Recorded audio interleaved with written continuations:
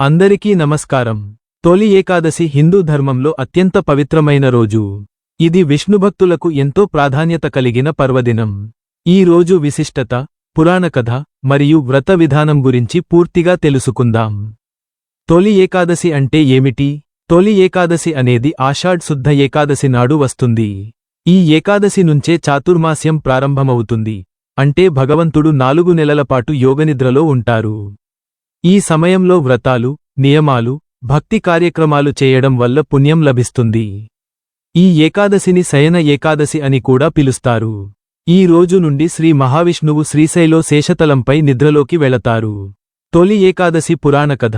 పురాణాల ప్రకారం ఒకసారి యమధర్మరాజు తన దూతలతో ఇలా అన్నాడు: భూమిలో కొన్ని పాపాత్ములు ఉండేవారు. వారిలో ఒకరు మాళవరాజు. అతను బ్రహ్మహత్య, మద్యం సేవ, అన్యాయ జీవితం గడిపినవాడు. అతను మృతి చెందిన తర్వాత యమలోకానికి వచ్చాడు. అయితే దేవతలు చెప్పినట్లు ఆ రాజు చనిపోయే ముందు రోజు ఏకాదశి తిథి వచ్చింది.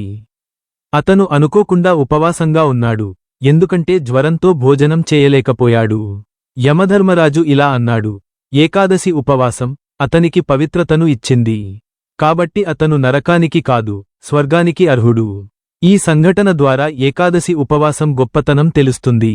ఇది పాపాలను హరించే పవిత్రమైన వ్రతం.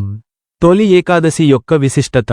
ఈ రోజున ఉపవాసం ఉండటం వల్ల పాపాలు తొలగిపోతాయని నమ్మకం ఉంది. భక్తులు విష్ణు నామస్మరణ, విష్ణు సహస్రనామం పఠనం చేస్తారు. చాతుర్మాస్యానికి శ్రీకారం చుట్టే రోజు ఇది. తొలి ఏకాదశి వ్రత విధానం: ఉపవాసం ఉండండి. నిత్యజన్యులైతే నీరు మాత్రమే, లేకపోతే పాలు, పండ్లు. విష్ణుపూజ: శ్రీమహావిష్ణువు, లక్ష్మీదేవిని పూజించాలి.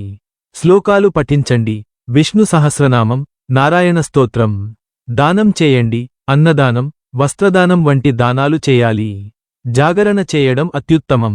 ఈ పవిత్రమైన తొలి ఏకాదశి రోజున మనం మన పాపాలను శుద్ధం చేసుకుని భగవంతుని అనుగ్రహాన్ని పొందగలమని ఆశిస్తూ, ఈ వీడియో మీకు ఉపయోగకరంగా అనిపిస్తే లైక్ చేయండి. మరిన్ని ధార్మిక విషయాల కోసం మా ఛానల్ను సబ్స్క్రైబ్ చేయండి. మీ అభిప్రాయాలను కామెంట్స్లో తెలియజేయండి.